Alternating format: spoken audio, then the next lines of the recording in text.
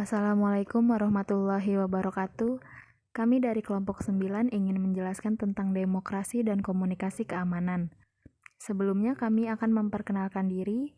Saya Siti Zahra Hanifa dengan nomor mahasiswa 2019 104 15 166 dan rekan saya Latifah dengan nomor mahasiswa 2019 104 15 129. Nah, jadi pertama-tama kita akan menjelaskan tentang pengertian demokrasi. Secara epistemologis, demokrasi terdiri dari dua kata yang berasal dari bahasa Yunani, yaitu demos yang berarti rakyat, sedangkan kratos yang berarti kekuasaan. Jadi secara bahasa, demos kratos adalah keadaan negara di mana sistem pemerintahannya di tangan rakyat. Selanjutnya, tujuan demokrasi. Secara umum, tujuan demokrasi adalah menciptakan kehidupan masyarakat yang sejahtera, adil, dan makmur, dengan konsep mengedepankan keadilan, kejujuran, dan keterbukaan. Syarat-syarat negara demokrasi. Yang pertama itu ada perlindungan konstitusional. Yang dimaksud dengan perlindungan konstitusional adalah perlindungan secara konstitusional atas hak-hak warga negara, berarti hak-hak warga negara itu dilindungi oleh konstitusi atas undang-undang dasar. Yang kedua itu ada kebebasan untuk menyatakan pendapat. Jadi yang dimaksud dengan kebebasan untuk berpendapat itu, demokrasi memberikan kesempatan pada setiap orang untuk berpikir dan mengungkapkan hati nurani serta menyampaikan pendapat dengan cara yang baik. Yang ketiga itu ada kebebasan berserikat. Yang dimaksud dengan kebebasan berserikat adalah kebebasan untuk mengacu kepada hak seseorang untuk bergabung dengan suatu kelompok dan juga keluar dari kelompok tersebut secara sukarela. Macam-macam demokrasi. Yang pertama, demokrasi parlementer. Demokrasi parlementer adalah demokrasi yang memberi lebih banyak kekuatan kepada legislatif atau disebut juga dengan demokrasi parlementer. Yang kedua, demokrasi langsung atau demokrasi murni merupakan jenis demokrasi di mana rakyatlah yang memiliki kekuasaan secara langsung tanpa perwakilan, perantara, atau majelis parlemen. Yang ketiga, demokrasi tidak langsung adalah ketika rakyat dapat memilih siapa yang akan mewakili suara mereka di parlemen. Demokrasi ini merupakan bentuk demokrasi paling umum di seluruh dunia. Prinsip-prinsip demokrasi yang berlaku universal. Yang pertama ada negara berdasarkan konstitusi. Pengertian negara demokratis adalah negara yang pemerintah dan warganya menjadikan konstitusi sebagai dasar penyelenggaraan kehidupan berbangsa dan bernegara. Yang kedua itu ada jaminan perlindungan HAM. Hak asasi manusia atau HAM adalah hak dasar atau hak pokok yang dimiliki manusia sejak lahir sebagai anugerah Tuhan Yang Maha Esa. Yang ketiga ada kebebasan berpendapat dan berserikat. Demokrasi memberikan kesempatan pada setiap orang untuk berpikir dan menggunakan hati nurani serta menyampaikan pendapat dengan cara yang baik. Memahami teori komunikasi. Yang pertama ada tingkat observasi atau derajat keabstrakan yang bersifat umum.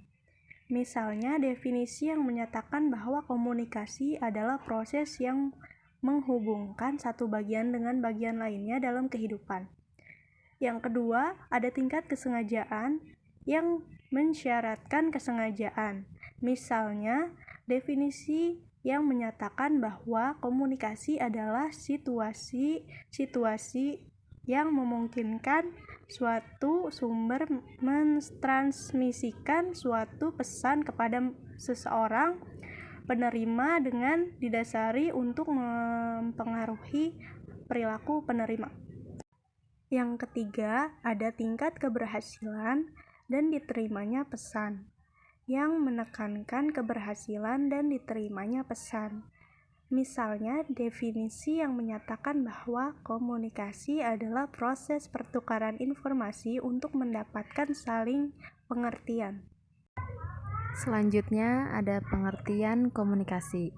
Komunikasi adalah suatu proses ketika seseorang atau beberapa orang, kelompok, organisasi, dan masyarakat menciptakan dan menggunakan informasi agar terhubung dengan lingkungan dan orang lain.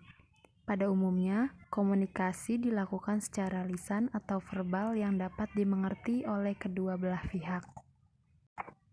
Pengertian keamanan. Keamanan adalah keadaan bebas dari bahaya. Istilah ini bisa digunakan dengan hubungan kepada kejahatan, segala bentuk kecelakaan, dan lain-lain.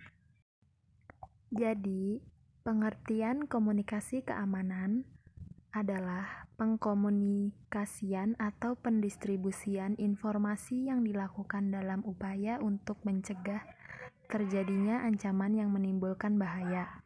Keamanan komunikasi adalah segala bentuk upaya yang dilakukan untuk mengamankan akses informasi. Komunikasi sebagai alat keamanan. Komunikasi bisa dijadikan sebagai alat atau media dalam sebuah isu keamanan. Bagaimana seorang aktor keamanan pandai menggunakan atau memanfaatkan komunikasi untuk memberikan sebuah statement yang dapat mengendalikan manusia dan mengancam keamanan itu sendiri. Aktor dalam keamanan bisa melakukan tingkatan propaganda untuk memengaruhi pendapat dan kelakuan masyarakat dalam suatu negara. Jika seorang yang memiliki kekuasaan atau jabatan tinggi dalam suatu negara mendeklarasikan suatu hal dan terdapat kesalahan di dalamnya, hal itu bisa memengaruhi tujuan dari pidato itu sendiri dan bisa memunculkan isu keamanan dalam informasinya. Perbedaan antara komunikasi keamanan dan keamanan komunikasi. Menurut yang penulis ketahui, perbedaan antara komunikasi keamanan dan keamanan komunikasi adalah komunikasi keamanan adalah konsep komunikasi dalam tujuan melindungi, melawan, atau membuat mobilisasi atas ancaman atau bentuk serangan terhadap aset negara. Di mana apakah komunikasi tersebut bisa menjamin suatu aset negara terbebas dari ancaman, hambatan, dan gangguan. Sedangkan keamanan komunikasi lebih ditekankan pada bagaimana kondisi unsur sampai proses komunikasi yang dilakukan itu bebas dari suatu ancaman. Ini seperti bagaimana kita mengamankan komunikasinya itu sendiri dalam tujuan tertentu.